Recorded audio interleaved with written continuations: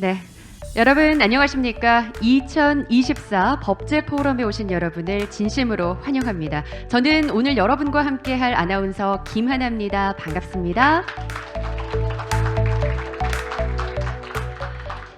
네, 끝나지 않을 것 같았던 여름이 지나가고 가을의 입구에서 이렇게 여러분을 모시게 됐습니다. 반가운 가을비이긴 하지만 오시는 길 좀 불편하시진 않으셨을까 걱정이 됩니다. 오늘 이렇게 귀한 걸음 해주신 모든 여러분 진심으로 감사의 말씀을 드립니다. 행사를 시작하기에 앞서서 먼저 국민 의례가 있겠습니다. 모두 자리에서 일어나 화면에 국기를 향해 서주시기 바랍니다. 국기에 대하여 경례.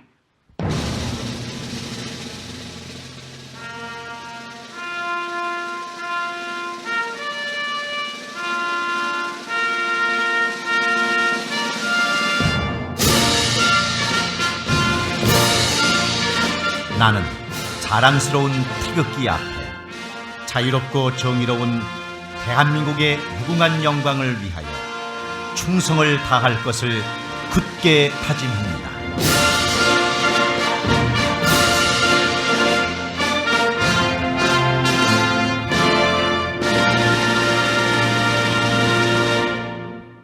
바로 모두 자리에 앉아주시기 바랍니다. 네, 여러분 잘 아시는 것처럼 법제처와 한국법제연구원은 매년 행정법 이슈를 함께 논의하는 행정법 포럼을 통해서 급변하는 정책 환경 그리고 이에 대한 행정법제의 대응 방안을 지금까지 논의해 왔습니다. 2019년부터 5년간 함께 해왔는데요. 이 행정법 포럼이 오늘 2024 법제 포럼으로 새롭게 시작하려고 합니다. 그 첫걸음의 뜻깊은 순간 이번 포럼의 주제는 인구 감소 시대 극복을 위한 법적 과제입니다.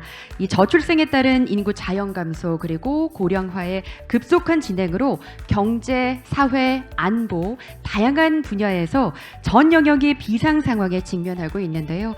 그래서 오늘 우리는 이 자리에 모여서 인구 위기 극복을 위한 대응 방안을 함께 논의하려고 합니다. 오늘 행사는 이완규 법제처장님의 개회사 그리고 한영수 한국법제연구원장님의 환영사 그리고 주형환 저출산 고령사회위원회 부위원장님의 축사 그리고 이광영 카이스트 총장님의 기조강연 또 2개의 좌담회로 진행이 되겠습니다. 정부, 학계 그리고 연구기관의 다양한 전문가분들을 모시고 함께 서로 지혜를 모으고 공유하는 뜻깊은 시간인 만큼 여러분 끝까지 함께 해주시면 감사하겠습니다. 자, 그러면 2024 법제 포럼 여러분의 힘찬 박수와 함께 본격적으로 개회식 시작해 보겠습니다.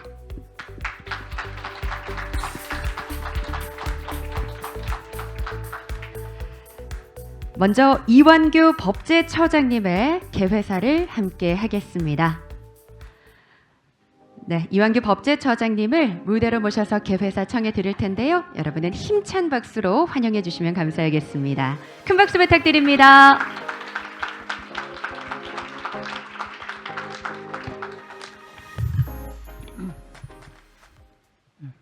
존경하는 내기빈 여러분, 안녕하십니까?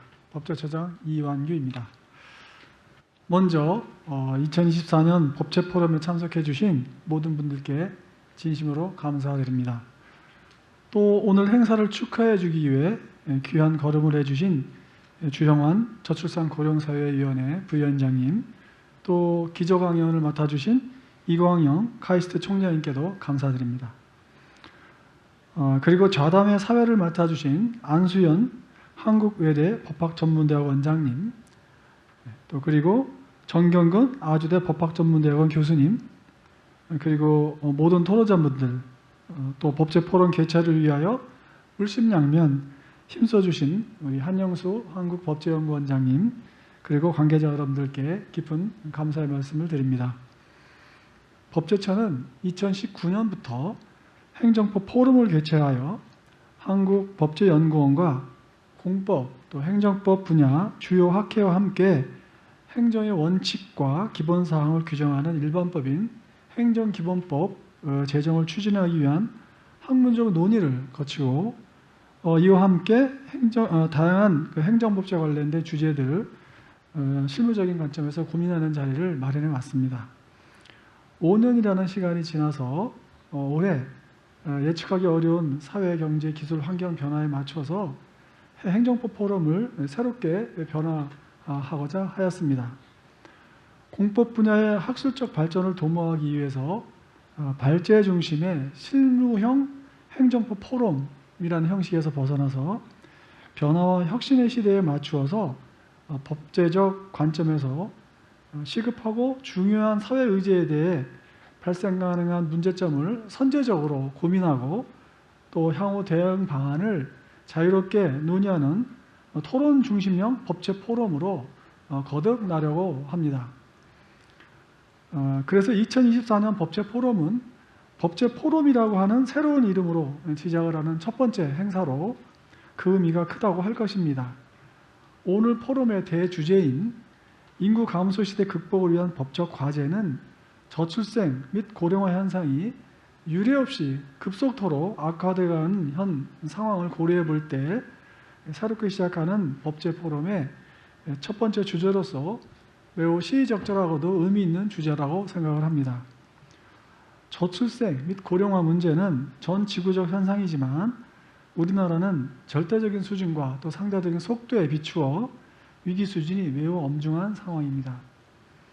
우리나라 합계 출산율은 2015년에 1.24명 이후로 연속적으로 하향해서 2023년 역대 최저치인 0.72명을 기록하였으며 금년 1분기 합계 출산율은 1분기 기준으로 역대 최저 수준인 0.76명으로 이제 연간 합계 출산율이 0.6명 이하로 추락할 수도 있다는 암울한 경고가 나오고 있습니다.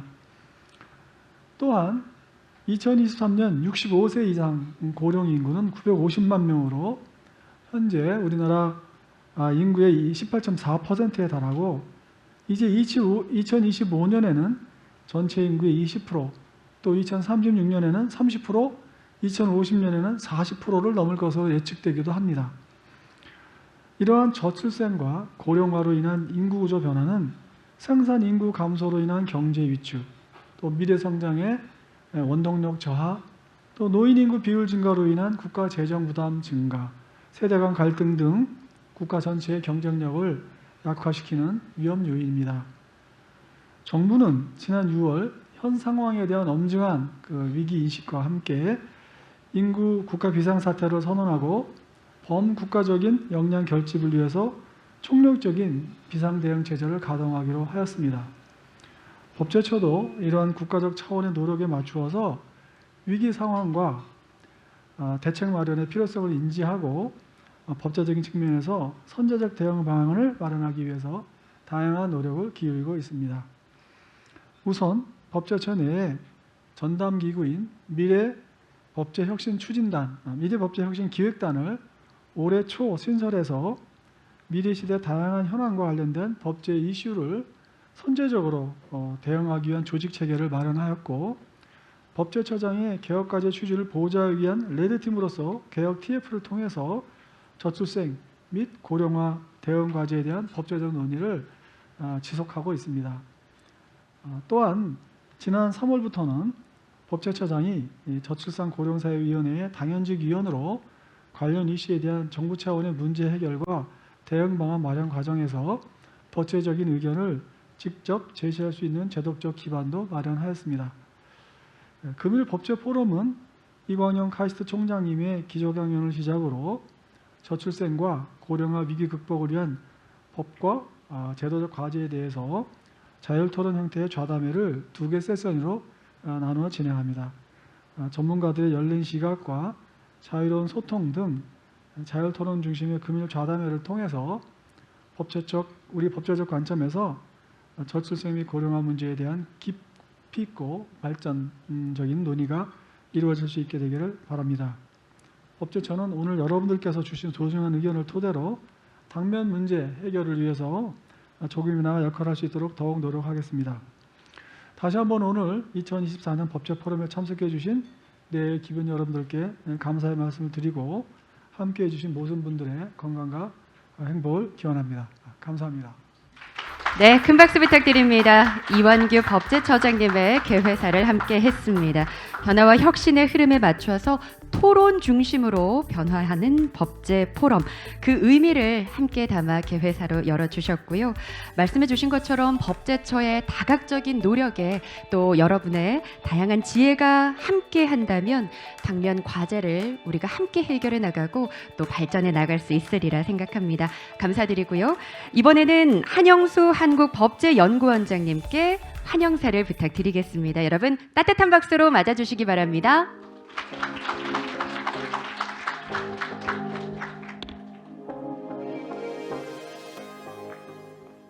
예, 안녕하십니까. 한국법제연구원 한영수 원장입니다.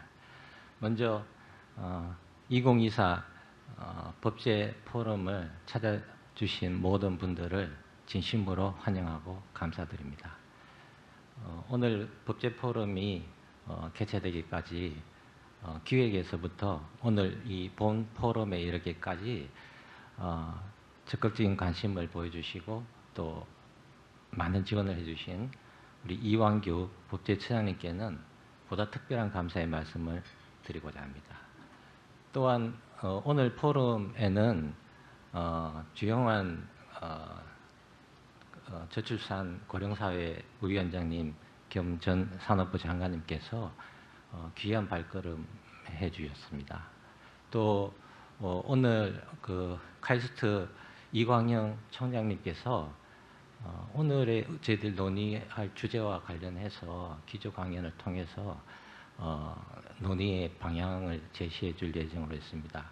아시다시피 우리 이광영 총장님께서는 그 미래학에 거두로서 사실 이 저출생 문제가 거대한 인구 문제와 관련되어 있다 하는 데 대해서 좋은 말씀을 해주시지 않는가 생각을 하고 있습니다. 아울러 오늘 자담회에는 우리 안수연 교수님 또 정경건 두 분 교수님께서 자장의 역할을 맡아주셨는데요. 오늘 그 행사는 자담의 형식으로 개최되는 만큼 이 두 분 자장의 역할이 굉장히 이렇게 중요하고 힘드실 거지 않는가 이런 생각이 들고 그런 점에서 그 자장의 역할을 맡아주신 것을 매우 감사드립니다. 우리 안 교수님은 제가 알기로 아시아 여성법학회 회장을 맡고 계시고 또 정경건 교수님께서는 한국가족법학회 회장을 맡으시고 해서 법학자이시면서도 우리 오늘 논의되는 주제와 관련된 여러 사회 문제에 대해서도 많은 관심을 가지고 계시기 때문에 뜻깊은 자담회가 되지 않는가 기대를 해보게 됩니다. 오늘 포럼의 그 법제 포럼의 취지와 또 그 주제와 관련해서는 앞서 이완규 처장님께서 그 취지를 너무나 핵심적인 사항을 잘 설명을 하고 말씀을 주셨기 때문에 제가 보탤 말씀이 별로 없습니다만은 다만 사족과 같은 말씀을 제 생각을 말씀드리자면은 저는 이 저출생의 이 문제는 결국은 그 전에 지난 8월 29일 그 대통령께서 국정 브리핑에 이어서 그 기자회견을 하신 것을 많은 분들이 보셨을 것 같습니다. 저는 이제 오늘 이 행사가 예정되어 있었기 때문에 특히 저출생에 대한 그 대통령님의 말씀을 좀 귀담아 듣게 되었는데요. 그런 말씀을 하시더라고요.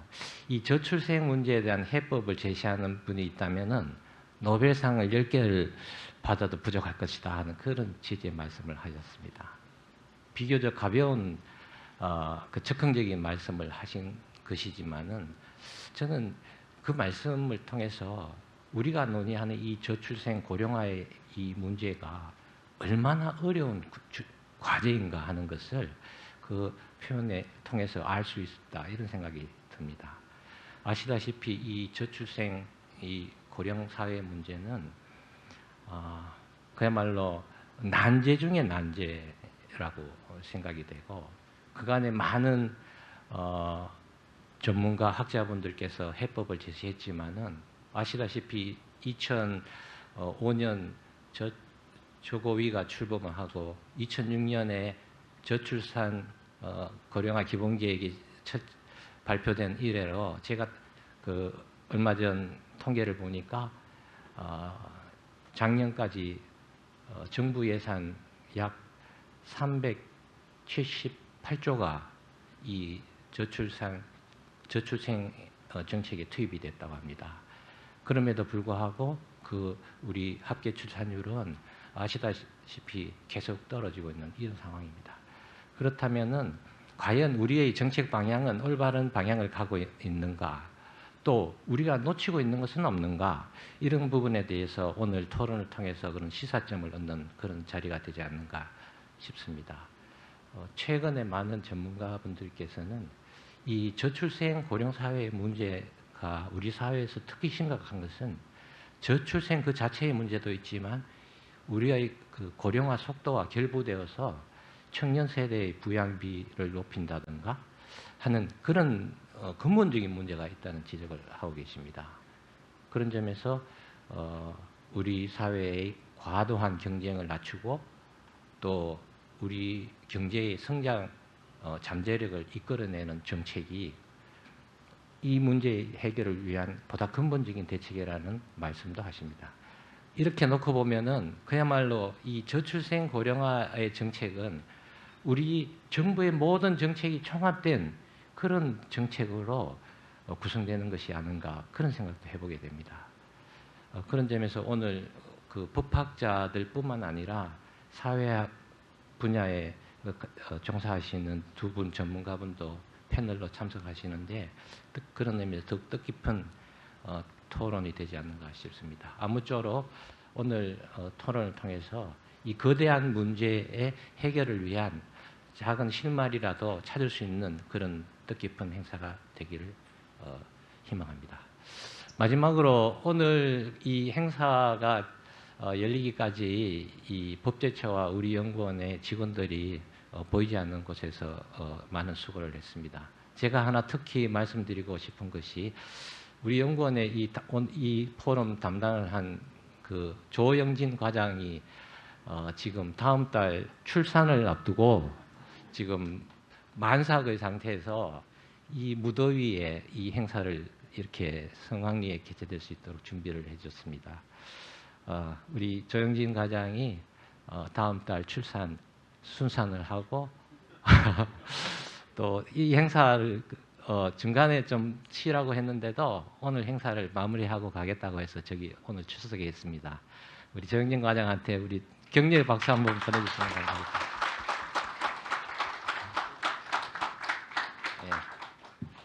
예. 마지막으로 우리 오늘 또 참석하신 모든 분들 이제 다가오는 추석에도 모두 건강하시고 행복한 명절 되시기를 바라면서 환영의 말씀을 마치고자 합니다. 감사합니다. 네, 뜨거운 박수 부탁드립니다. 한영수 한국법제연구원장님의 환영사 함께 했습니다.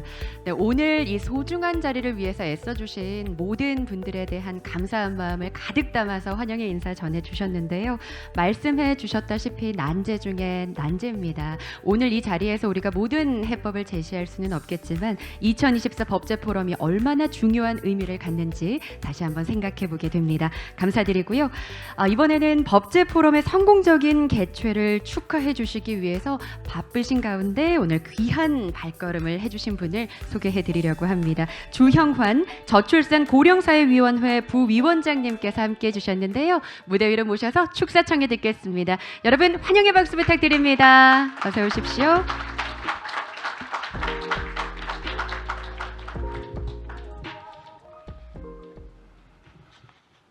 여러분 반갑습니다. 방금 전 소개받은 저출산 고령사회위원회 주용환입니다. 먼저 법제처와 한국법제연구원이 공동으로 주최하는 2024 법제포럼 개최를 진심으로 축하드립니다. 무엇보다도 법제포럼의 첫 주제로 인구 감소 시대 극복을 위한 법적 과제를 선정해 주신 점 다시 한번 깊이 감사를 드립니다. 사실 저출생, 고령사회 위기 극복을 위해서는 정부 혼자만의 힘만 가지고는 안 되고요. 우리 사회 각계각층, 모든 부분에서 인구 감소 시대에 대비한 선제적 대응 노력이 필요한데 그것을 이렇게 선구적으로 해주셔가지고 정말 시의적절하고 감사하다는 말씀을 드립니다. 그리고 이처럼 뜻깊은 행사를 준비해 주신 이완규 법제처장님, 법제처장님은 저희 그 저출산 고령사회 위원회 위원이시면서 지난 3월 저랑 같이 왔습니다만 굉장히 적극적으로 저출생 대책을 성안하고 또 집행하는 과정에서 많은 그 도움과 또 참신한 그 아이디어를 주시고 있어가지고 늘 고맙게 생각하고 있습니다. 그리고 오늘 이 행사를 공동 주관해 주신 한영수 한국법제연구원장님, 그리고 오늘 발제를 맡아주신 제가 존경에 맞지 않는 우리 이광형 카이스트 총장님, 그리고 모든 토론자님, 또 참석해 주신 내외 귀빈 여러분께도 깊이 감사를 드립니다. 사실 우리나라는 현재 3초의 위기 앞에 서 있습니다. 바로 초저출생, 초고령화, 초인구 절벽입니다. 우리나라의 초저출생 문제는 세계적으로도 유례가 없는 일이 되고 있습니다. 작년 우리나라 합계 출산율 0.72명은 OECD 국가 평균이 1.5명인데 그거의 절반도 안 됩니다. 문제는 태어나는 아이 수가 급감하는 것뿐만이 아니라 저출생 추세의 속도가 너무나 빠르다는 것입니다. 불과 50년 전이죠. 1970년에 태어난 아이가 101만 명이었었는데 50년 만에 5분의 1 수준으로 급감했습니다. 작년에 23만 명이 됐죠. 앞으로 30년 내에 2050년 초반이 되면 아마 10만 명대로 떨어지게 됩니다. 아마 전 세계에서 우리처럼 합계 출산율이 1960년 초반까지만 해도 5명 수준을 기록하다가 1980년 초반에 2명으로 불과 20년 만에 5명에서 2명으로 헌 나라는 없습니다. 영국이 120년이 걸렸습니다. 1800년에 시작해가지고 1920년. 우리보다 빠른 대만이 27년이 걸렸습니다. 그 속도가 엄청나게 빠르다는 거죠. 근데 이런 인구 감소보다 더 큰 문제는 사실은 인구 구조입니다. 우리나라는 내년 노인 인구가 전체 인구의 20%가 넘는 초고령 사회 진입을 앞두고 있습니다. 이것 역시 세계에 유례가 없을 정도로 빠릅니다. 고령화 사회는 이제 총 인구의 7%가 65세 이상 인구인데요. 고령화 사회에 진입한 지 25년 만에 일본이 35년 걸렸고 유럽 국가는 100년이 걸렸는데 우리는 25년 만에 이걸 달성했다고 할 수도 없을 정도인데 하여튼 엄청나게 빠른 속도입니다. 근데 초저출생과 초고령화 사회가 맞물리게 되면 초인구 절벽을 불러오게 됩니다. 현재 추세가 계속되면 2100년까지 75년간 현재 세종시 인구와 비슷한 약 36만 명이 매년 줄어들게 됩니다. 도시 하나가 매년 사라지는 셈인데 그 결과 인구는 현재의 절반인 2400만 명대로 떨어지고 그보다 더 심각한 것은 이중 고령 인구가 10명 중 5명, 2명 중 1명은 고령 인구죠. 그 얘기는 거꾸로 얘기하면 생산 가능 인구 1명이 노인 1분을 부양하는 시대가 되는 거죠. 이대로 가게 되면 경제, 사회, 교육, 안보, 지역 등 전반에서 국가적 비상사태에 직면할 것으로 우려됩니다. 한국은행이 전망한 것처럼 산업 인력이 부족해지고 장기 저성장이 고착화되면서 2042년 이후에 우리 경제는 마이너스 성장 국면에 진입할 수 있습니다. 왜? 장기적으로 경제 성장은 절반은 인구고 절반은 생산성인데 그 절반이 없어지고 또 생산성은 누가 합니까? 결국 젊은 사람들이 기업가들이 오게 되는데 앙트레프너십 그런 사람들이 없어지니까 생산성마저 떨어지게 되는 거죠. 여기에 교육 인프라 붕괴, 상비 병력 유지 곤란, 노년 부양비 급증으로 인한 연금, 건강보험, 장기요양보험의 재정 건전성에도 심각한 문제에 직면하게 됩니다. 그래서 우리는 3초의 위기를 어떻게 해서든 멈춰야 합니다. 이를 위해 정부는 지난 6월 저출생 추세 반전을 위한 대책을 발표했습니다. 정책적 대응과 사회적 인식 변화를 양대 축으로 삼아 앞으로 3년 이내에 초저출생 추세 반전의 계기를 마련하고 2030년까지 합계 출산율 1명을 달성한다는 목표입니다. 이를 위해 정부는 국민들이 가장 필요로 하고 저출생의 직접적 애로로 작용하고 있는 일가정 양립, 양육 부담 완화, 주거 안정 등 3대 핵심 분야에 정책적 지원을 집중하려고 하고 있습니다. 정책적 지원 외에도 경제 사회 구조를 점진적으로 바꾸는 일도 매우 중요합니다. 결혼과 출산, 육아를 하기 위해서는 청년들의 삶의 질이 올라가야 합니다. 좋은 일자리가 필요하고 적정한 소득 또한 필요합니다. 좋은 일자리가 적고 그나마 수도권에 집중되어 있는 것이 우리나라 저출생 추세의 가장 큰 원인이 되고 있습니다. 소수의 좋은 일자리에 취직하기 위해서는 좋은 학교에 들어가야만 하고 이를 위한 입시 경쟁으로 사교육비 부담이 급증하였습니다.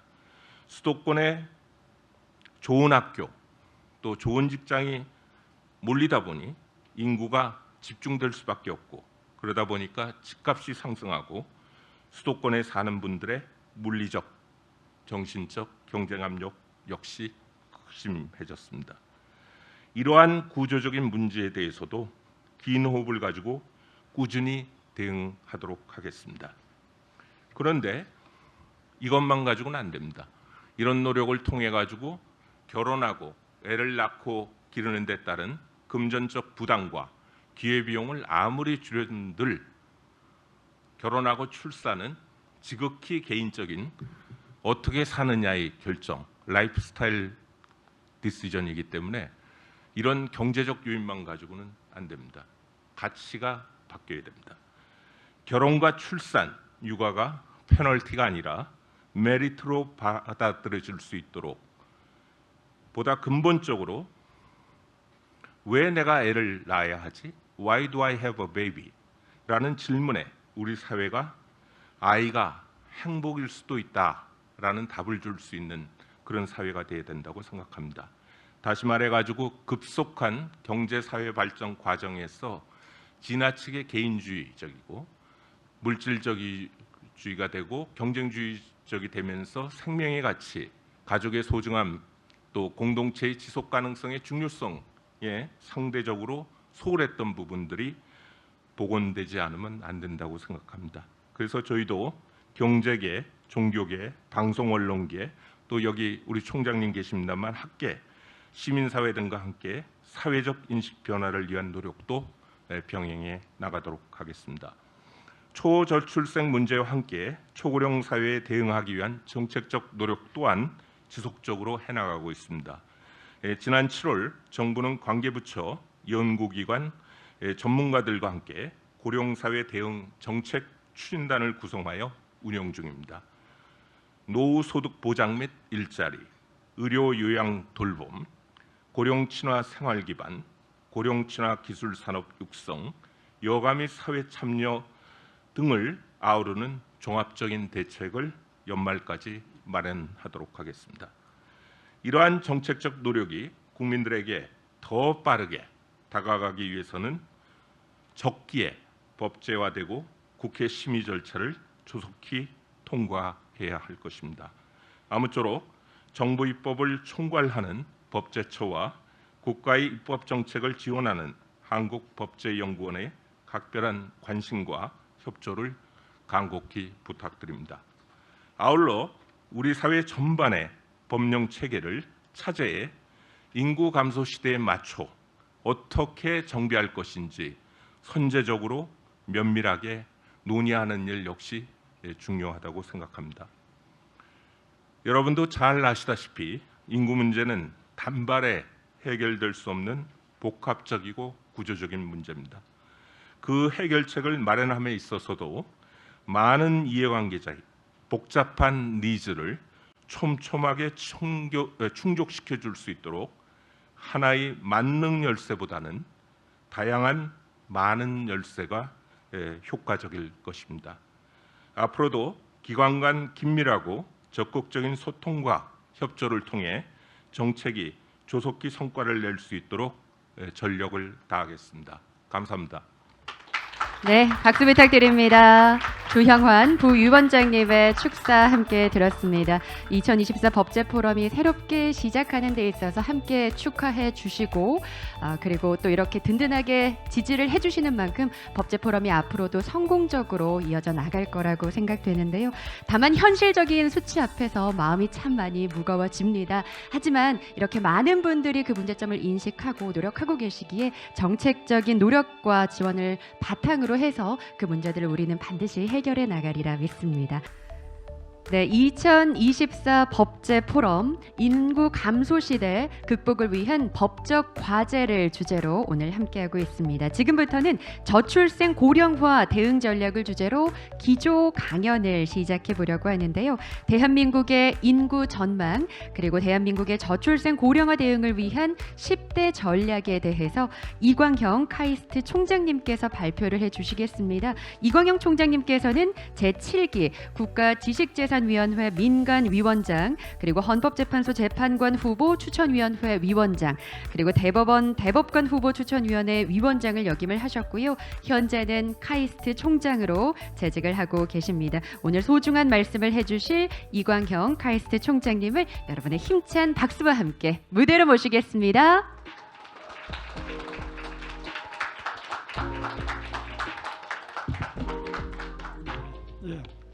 예, 반갑습니다. 시간이 없기 때문에 이제 바로 들어가겠습니다. 이런 순서로 하고요. 시작하면서 제가 여러분께 한 가지 수학 문제를 내겠습니다.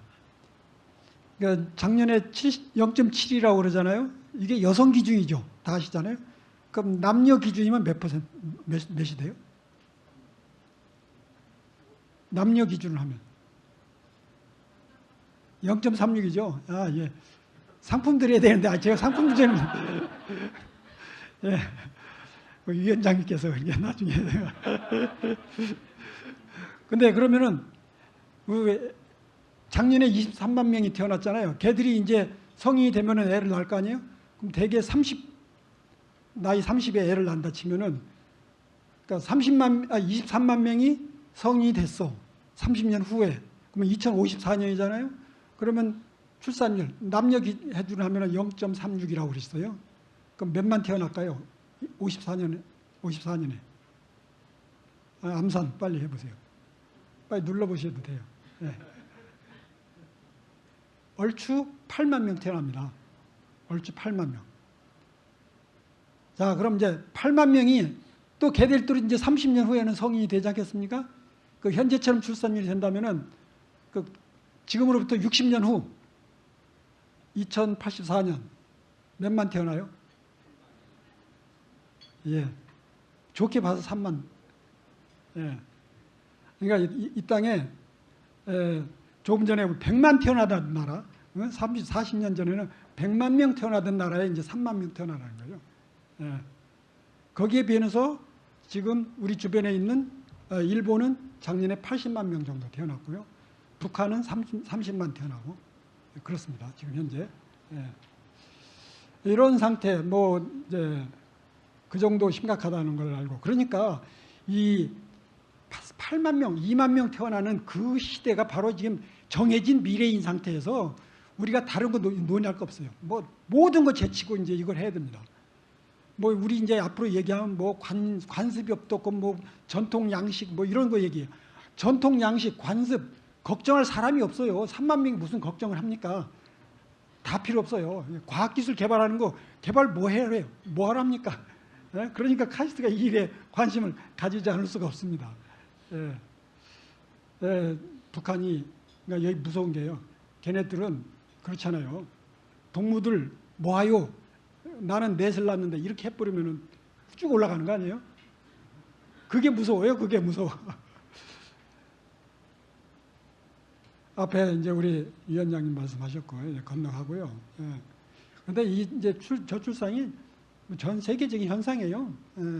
그러니까 사람들이 이제 각박하게 살다 보니까 막 이런 일이 생기는 거죠. 기중 선진국 중에서 제일 낮다는 게 이제 프랑스인데 프랑스마저도 지금 떨어지고 있고요. 그러나 우리보다는 저기죠. 예. 예. 그래서 이 원인이 뭐냐 보면요. 궁극적으로 보면은 이 삶이 더 각박해지니까 인간의 본능인 종족 보존의 본능을 마비시킨 거예요. 예. 그래서 종족 보존이 마비되는 것이 그럼 메커니즘이 어떠냐? 인간의 본능은 개체 본능의 본능, 종족 보존의 본능이 있어요. 근데 본능이 작동 안 하는 원인이 뭐냐? 그건 바로 뇌에서 뇌 구조를 보면은요. 여러분들 잠깐 뇌과학을 보면은 이쪽이 이제 앞쪽입니다. 이게 이마예요. 이게 이마인데 이게 이제 뇌에 보면은 이 껍질 쪽이 바깥쪽이 이 피질이라 해가지고 수박으로 보면은요. 이게 하얀 쪽, 파란 쪽이 이게 바깥쪽입니다. 이게 인간이에요. 인간이 만들어진 게 이것 때문에 만들어진 거예요. 동물들은 여기만 있어요. 이 속에만.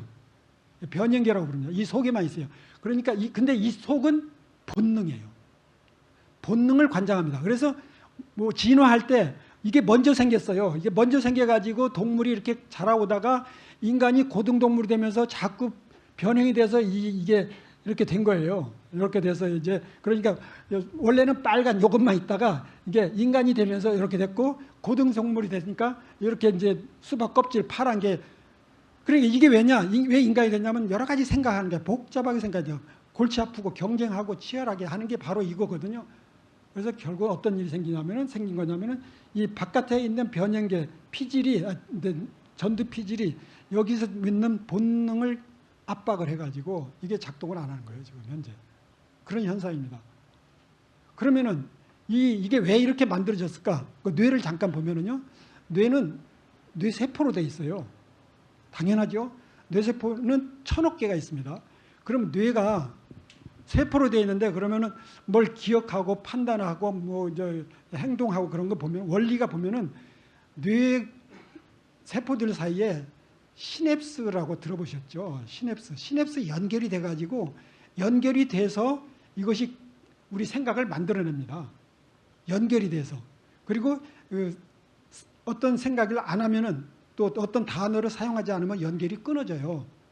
그래서 우리가 오래된 단어는 잊어버리고 오래된 친구 잊어버린 거예요. 또 새로운 걸 배우면 연결이 생겨요. 그래서 어떤 걸 많이 접하면은 그 연결이 생기고 접하지 않으면은 연결이 없어져요. 그래서 우리가 일단 아무리 유명한 가수의 노래도요. 신곡이 나왔다가 첫 번에 들으면 별로 재미없어요. 그러다 몇 번 들으면은 그게 재밌어지는 거거든요. 그것처럼 우리도 생각을 이렇게 자꾸 공유하고 얘기하고 그러니까 이런 포럼이 필요한 거예요. 하면은 그런 쪽이 중요한 거지. 그래 맞아 그런 거 좋은 거야. 이렇게 생각해서 사람이 서서히 바뀌어요. 자 이런 전제하에 그래서 우리 생각이라는 거 지금 이제 우리 가지고 있는 저출생 이런 문제도 생각이 불편하지 않는 거야라고 생각하면 우리가 너무 절망적이고 노력을 안 하게 됩니다. 그런데 뇌라는 거는 사람의 뇌는 계속 변한다 이렇게 생각하면 우리가 노력할 수가 있고요. 예. 그래서 이제 첫 번째 제가 11가지를 가져왔는데 인식의 개선입니다. 이거 인식 개선, 생각이 바꾸는 거예요. 그래서 우리가 자꾸 출산과 또 가정, 이것의 행복, 소중한 가치 이런 거를 좀 강조하는 생각을 많이 해야 돼요. 그런 걸 접하게 해줘야 돼요. 요즘엔 좀 방송에 그런 게 나오는데 얼마 전까지만 해도 방송에 무슨 나쁜 건 뭐냐 이혼하고 뭐 이런 것만 자꾸 나오고요. 그런 건 많이 나왔어요. 그러니까 영향을 받은 거죠. 예. 그래서 우리 생각은 유전적인 선천적인 게 있고 후천적인 게 있는데 후천적인 것은 이렇게 자꾸 사람이 접하면은 닮아간다. 그런 게 중요한 거예요. 그래서 의식 회로가 있는데 의식 회로가 생각을 만들어내는 거예요. 그래서 그래서 우리가 자꾸 그런 걸 접하면 의식 회로가 돼서 생각의 변화를 가져온다. 그래서 우리가 지금 안고 있는 이런 문제도 바꿔 말하면은 이 경쟁이 이 지금 본능을 막 마비시키는 그런 것들도 우리가 자꾸 그걸 풀어주고 노력하고 경쟁을 완화시키고 하면은 풀려가지고 생각이 바뀐다. 의식이 바뀐다. 그런 희망을 가질 수 있다. 그 얘가 봐요. 남존여비 남아 선호 사상이 얼마나 강했어요. 20년, 30년 전만 해도 강했잖아요. 요즘 없어졌어요. 그 20년, 30년밖에 안 걸려요. 이게 바뀌는 겁니다. 인공수정 시험관 하기 연 30년만 해도 그게 말이 되냐고 했어요. 지금은 뭐 행복이에요. 행운이에요. 이렇게 됐어요.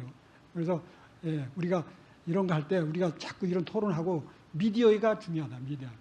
미디어를 통해서 이런 걸 많이 얘기하도록 하자. 그러니까 첫 번째 이거 하려면 이제 여성 이거 다 아시죠? 우리나라 여성 경제 활동 인구가 55%밖에 안 돼요. 이거는 저는 어떻게 보면 이제 약간 비축해 둔 비상시를 위해서 우리 여성 인력을 그냥 비축해 둔 상태라고 봐요. 선진국 한 70%까지 올리는. 노력하면 되는 거예요. 이거 할 수 있어요. 우리 여성 인구, 경제 활동 인구, 이거 우리도 할 수 있는 겁니다. 할 수 있어요. 그래서 이제 우리가 환경을 만들면 돼요. 환경을 개선하면 됩니다. 이거 할 수 있는 거예요. 왜냐? 이걸 지금 뭐 하면 뭐 어렵다고 하지만은 자 60년 후에 이 땅에 3만 명 태어나는 나라가 된다 이거예요. 그거 하고 이걸 바꿀 거냐? 그럼 바꿔야죠. 유연 근무제 출산 여성들은 근무 시간도 단축해드리고 돌봄 24시간 어린이집 좀 대갈 뭐 위원장님 뭐 밤 10시까지 해주고 좀 우리 애기 직장에 간데 애기가 아팠어요. 그러면 빨리 그냥 급하게 그 병원에서 뭐 해가지고 애기 데려다 병원에 해주고 뭐 이런 거 좀 뭐 에어비앤비 그런 거 있잖아요. 그런 거 전화하면 되게 좀 해주세요. 이거 어렵다고 하지만은 이거 돈 있으면 되는 거예요. 돈 있고 일자리 창출이 되는 거예요. 대한민국에 이런 돈은 있잖아요. 외국인 유치 이것도 다 동의하시잖아요. 저는 그래서 우리나라 지금 1년에 뭐 1만 명 이상 출산율이 줄어요. 1만 명 이상 줄어요. 1만 명 이상 줄으니까 그걸 보충을 우수한 외국인재를 유치하자. 그래서 뭐 이런 거 해야 되죠. 특히 그 중에서 이제 국가에 필요한 과학기술 인재를 많이 유치하는 게 좋겠다. 저는 하루에 1년에 1만 명씩 한국인 만들면 좋겠어요.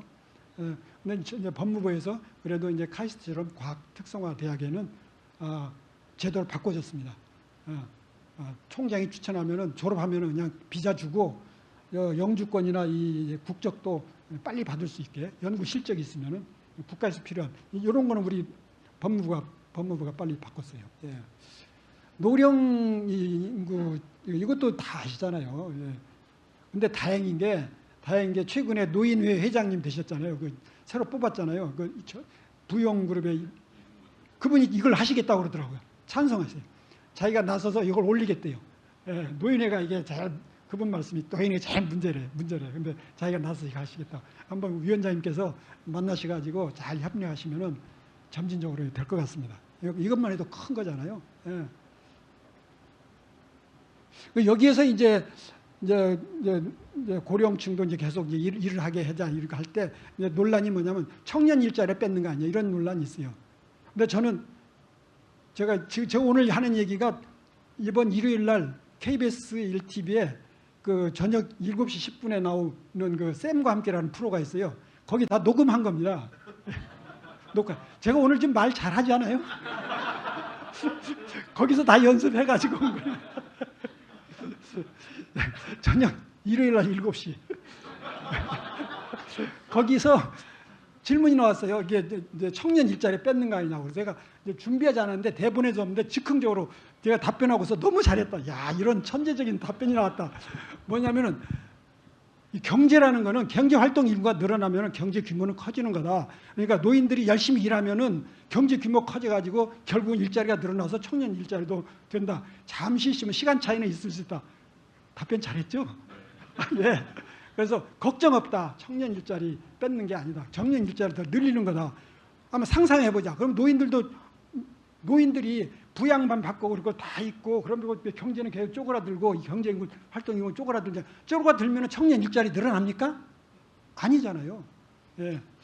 그러니까 그렇게 우리가 좀 그거 걱정하는 분들한테 뭐 일본은 이미 시작하는 것 같아요. 예. 그러니까 카이스트는 교수님들이 65세 정년퇴직하면요 요즘에 바꿨습니다. 퇴직 못해요. 연구 잘하는 분 퇴직 못해요. 허가제. 계속 일해야 돼. 계속 일해야 돼. 예. 그분이 나가면 연구 실적도 이제 줄어들어요. 그래서 정년 후 교수라는 제도를 만들어가지고 계속 일하게 합니다. 시간이 없으니까 자세히 못하고. 그리고 하이브리드 근무 이것도 다 아시잖아요. 우리 다 소망하지 않아요? 일주일에 하루 정도는 집에서 근무하는 게 저는 이게 정말 중요하다고 봅니다. 연초에 우리 대통령께서도 말씀하셨잖아요. 하이브리드 교육. 그래서 근무 이거 하면은 사무실도 그렇게 복잡하게 안 해도 되고요. 교통 문제도 해결되고 출퇴근 또 주택도 저는 좀 해결된다고 봐요. 주택에 그저 뭐 도심에 가서 살아야 되는 이유가 출퇴근 복잡하니까 그런 거 있잖아요. 근데 하루 좀 안 나가고 그러면은 이제 집에서 좀 사무실 좀 멀리 떨어져도 되잖아요. 그래서 요거 근데 이건 별로 어려운 일 아닌데 우리가 좀 그 재택근무를 적어도 뭐 일주일에 하루는 하자 이렇게 그냥 정부에서 한마디만 해주면은 저희 카이스트도 하고 싶어요, 사실. 근데 스스로 나서서 하기가 어려워요. 그러니까 좀 그런 얘기 해주시면은 저희도 슬그머니 못 이기는 척하고 이제 우리도 그럼 이제 일주일에 하루는 집에서 합시다 이렇게 하고 방송에 한번 해주세요. 예. 그럼 이게 데이터인데요. 요 표는 이제 이 까만색 표는 이번 일요일 날 방송에 나올 표입니다. 거기서 보여준 게 그 하이브리드 근무 미국의 경우에 뭐 62%가 기업이 62%가 하이브리드 근무를 한대요. 그래서 그런지 뉴욕에 그 빈집이 많이 늘어난답니다. 뉴욕 시내 빈집이 많이 늘어난대요. 그러니까 도심지 굳이 거기에 복잡하고 비싼 데 와서 살 이유가 줄어든 거예요. 그래서 주택 문제도 해결될 거라고 보고요. 이것도 혼인제도도 이것도 이것이야말로 관념이에요. 이거 뇌세포 회로가 바뀌면 되는 거예요. 아니 지금 아기 문제를 얘기하는데 아기 중심으로 생각해야지 왜 부모 중심입니까? 아기는 태어나면 그 존재로서 존재 의의가 있는 거예요. 그래서 아기는 그냥 부모의 혼인 형태에 상관없이 아기는 아기대로 지원해주면 됩니다. 그래서 그 부모들이 뭐 혼외 출산, 뭐 동거혼 이런 여러 가지 있을 수 있어요. 이거 다 받아들이자 이거예요. 선진국은 다 이런 거 받아들이고 있는 거예요. 이 그래프 좀 보세요. 그래프 보이세요? 여기가 출산율이고요. 여기가 혼외 출산율입니다. 혼외 출산율. 그런데 프랑스 보세요. 아이슬란드, 프랑스 보면은 절반이에요. 절반이 혼외자예요. 아까 프랑스 출산율이 1.7 뭐 그 정도 했잖아요. 절반 이상의 혼외자예요. 우리 식으로 하면. 대한민국 보세요. 대한민국 보세요. 우리나라는 절대 혼외자는 뭐 안 치잖아요. 그러니까 좀 법 좀 만들어 주세요. 혼외 동거혼 해가지고 혼외자도 똑같이 그리고 그래서 제가 학교에서 기숙사도 지금 남녀가 다 구별돼 있어요. 학교 기숙사가 그게 옛날 얘기로 외국 학생들이 와가지고 외국 학생들 커플이 와요. 커플이 이제 교환학생으로 옵니다. 와가지고 방을 배정받는데 남학 방을 이렇게 떨어주니까 와서 항의를 해요. 왜 이렇게 방을 띄우냐고. 그래서 제가 그래 얘들 방 같이 쓰게 다 해주자 그랬더니 교수님들이 다 반대해요. 특히 여성 교수님들이 반대해요. 그래서 기숙사도 그러면 제가 층만 다르게 하자 뭐 그랬더니 아직 그 학생처장님이 여성 교수님인데 안 하시더라고요. 이거 의식을 바꾸면 돼요. 예. 주거 환경도요. 저는 우리가 할 수 있는 게 저는 뭐 여러 가지인데 저는 우리 외국에 가 있으면은 임대를 많이 살잖아요. 꼭 내 집 마련 안 해도 살잖아. 그러니까 우리는 근데 환경이 꼭 내 집을 사야 돼요. 그게 뭐냐면 임대로 살면은 불편하게 돼 있어요. 그래서 서양처럼 임대주택에서도 살아도 계속 좀 편안하게 살 수 있는 여러 가지를 만들어주자. 그래서 제가 임대주택 하는 분한테 얘기 들었더니 법적으로 우리나라는 임대주택이 집을 지어가지고 임대하면은 팔아야 된다고. 7년 후인가는 분양을 해야 된다고 그러더라고요. 그런 것들이 마련이 안 된 거예요. 모든 사람이 이제 내 집 마련해야 되는 생각으로 바뀌게 돼 있고, 사교육도 그 이제 아기 낳는 게 이제 걱정 중에 또 요거라고 그러잖아요. 아기 나면은 이제 그 다음부터 사교육 걱정하는데, 저는 위원장님, 교육부 얘기해서 좀 이게 수능 좀 쉽게 해자고 해주세요. 쉽게. 우리나라는 1년에 수능 만점자가요 한 3명 나와요. 그렇죠? 5명만 나오면 이게 물수능이라고 그래요. 근데 미국의 SAT는 1,500명 나와요. 예, 만점이. 그러니까 여러분 많이 들으셨을 거예요. 주변에 SAT 만점 맞았다. 근데 하버드 떨어졌다. 이러잖아요. 그거 왜 그러냐면은 수능은 기본인 거예요. 그 다음에 대학별로 수능이 쉽기 때문에 대학별로 자기 특성에 맞는 그 기준을 가지고 뽑아요. 그러니까 모든 학생들이 SAT만 몰입을 하지 않고 또 다른 준비를 합니다. 그러니까 경쟁이 획일화되지 않고 다양하게 되는 거예요. 그러면 경쟁이 좀 완화되는 겁니다. 그러면 이제 우리 사교육도 이제 다양하게 되고 뭐 좀 완화되지 않겠습니까? 예.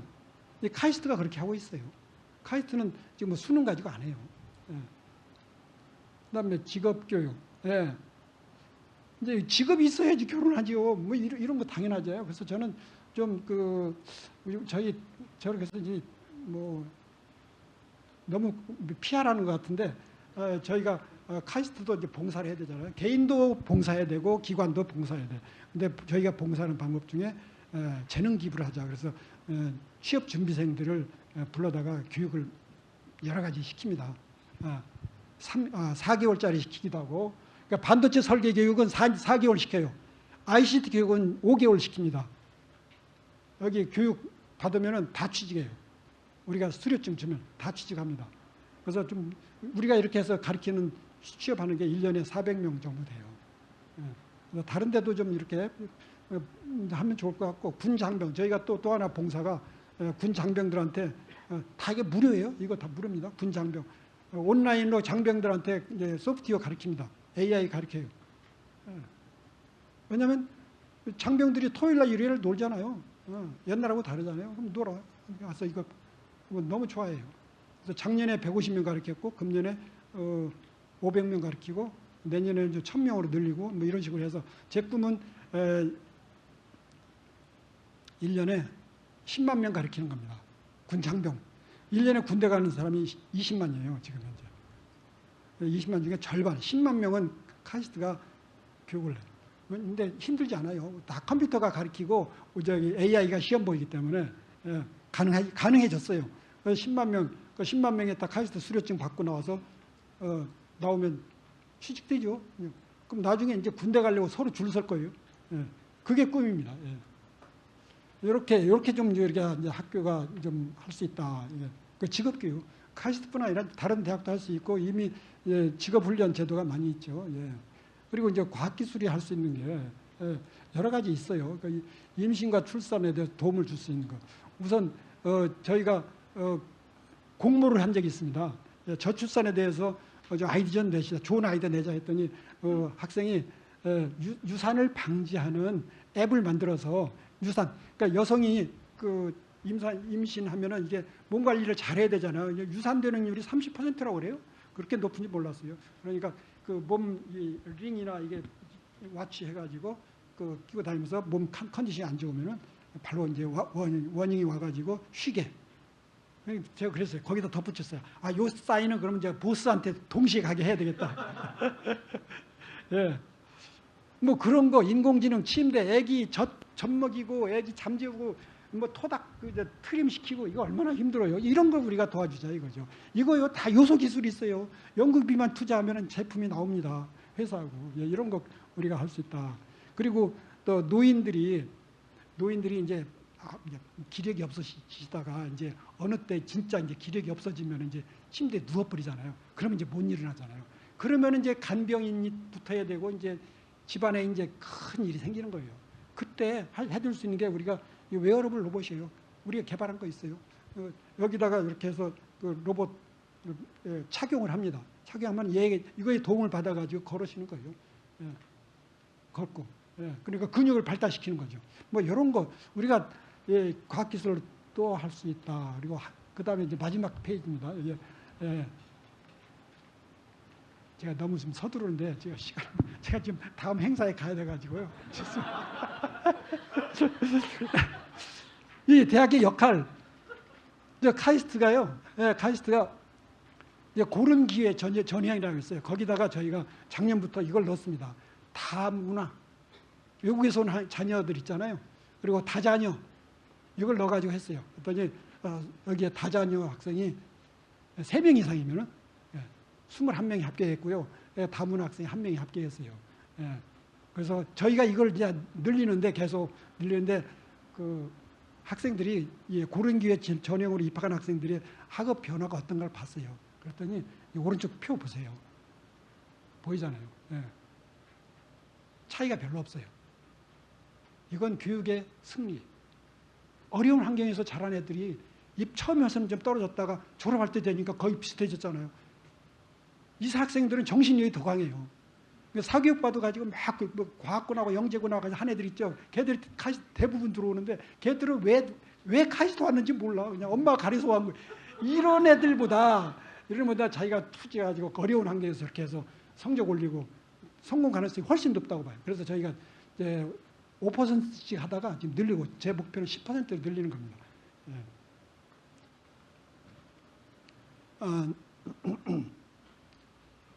예. 그리고 또 카이스트가 정말 위대한 학교입니다, 여러분. 제가 왜 위대하냐면 제가 총장이 되기 전에 이미 이 문제가 불거지기 전에 학생들이 중에 출산하면은 돈을 줬어요. 어떻게 대단하지 않아요? 박수 좀 써요, 박수 좀.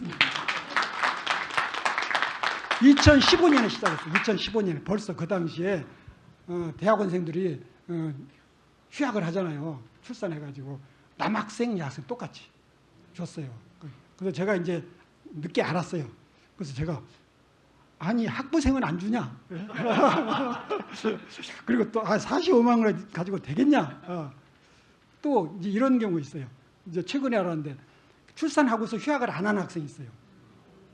그 부모님이 키우고 걔들은 신고를 안 하니까 이거 못 받았을 거 아니냐. 그래서 그런 것들도 이제 저희도 보완하려고 합니다. 그래서 대학은 이런 기여를 하고 이런 뭐 다자녀 이런 거 하고 그래서 이 사회에 계층 이동의 사다리 역할을 해야 된다. 특히 명문학교는 그래서요 보시면은 여기 오른쪽 표를 좀 보시면은요 보이세요? 저게 미국의 MIT 학장이 우리한테 와가지고 자랑한 거예요. 그러면서 MIT가 더 그레이트 스쿨이라고 막 그런 거예요. 제가 거기서 배워가지고 조금 전에 오른쪽 X축이 뭐냐면요, 가정의 소득 수준이에요. 가정의 소득 수준. 그리고 세로축은 학생이 졸업하고서 소득 수준. 근데 이제 그건 각점들은 학교들입니다. 학교. 미국은 그런 통계가 있나 봐요. 그래서 보면은 대개 저 그래프 경향이 있는 집 애들이 좋은 학교 나와가지고 고소득 되는 거예요. 없는 애들이 좀 안 좋은 학교 가가지고 근데 MIT는 중산층이 입학을 해가지고 고소득이 된다. 그래서 자기네 학교가 더 그레이트 유니버시티라고 저희 카이스트도 그렇게 하려고 합니다. 그래서 아까 말한 이제 고른 기회. 그러니까 데이터가 있어요. 근데 걱정이 없어요. 이 데이터를 가지고 교수님들 설득을 했습니다. 제가. 고른 기회를 늘리자. 이제 마쳐야 되겠네요. 감사합니다. 네, 다시 한번 큰 박수 보내주십시오. 고맙습니다. 네, 정말 즐거운 기조 강연이었던 것 같습니다. 정말 많은 이야기를 해주셨는데요. 우리 저출생 그리고 고령화 시대 극복을 위해서 11대 전략을 제안해 주셨습니다. 사실 이 기조 강연을 통해서 저 또한 생각의 회로가 하나 더 생겨난 것 같습니다. 우리가 이렇게 포럼을 하면서 다양한 논의를 펼쳐가는 그 이유를 또 하나 찾았는데요. 사실 너무나 어려운 문제이기 때문에 외면하고 싶은 정해진 미래를 앞두고 과연 우리가 정책적으로 법적으로 아무리 의논을 해도 이게 과연 바뀔 수 있을까라는 의구심이 있었던 것도 사실인데요. 의식은 변한다, 생각은 변한다라는 교수님의 말씀에 우리가 더 많은 노력을 해야겠구나라는 생각을 했습니다. 그래서 물론 정책 환경에 대해서 그리고 법제적 대응에 대해서 논의하는 자리이기도 하지만 우리의 발걸음이 우리 국민들의 인식을 변화하고 또 그에 맞서서 우리 사회를 달라지게 만들 수 있는 시작점이리라 생각을 합니다. 이광영 총장님께서 다음 일정으로 좀 빠르게 퇴장을 하셨는데요. 진심으로 다시 한번 감사드리고 일요일 7시 KBS 1TV 이슈픽 쌤과 함께라는 프로그램이라고 합니다. 여러분께서도 한 번 더 보시면 좋겠고요. 주변에도 많이 홍보해 주시면 감사하겠습니다. 저희가 잠시 장례를 정리하고 이제 본격적인 또 좌담회를 통해서 이제 토론으로 더 깊이 있는 이야기를 이어가 보려고 합니다. 오늘 포럼은 2개의 세션으로 이루어져 있고요. 첫 번째 세션은 저출생 위기 극복을 위한 법 제도적 과제를 살펴보고 두 번째 세션은 고령화 위기 극복을 위한 법 제도적 과제를 살펴보려고 합니다. 그래서 첫 번째 저출생 위기 극복을 위한 법 제도적 과제부터 저희가 이야기를 하려고 하는데요.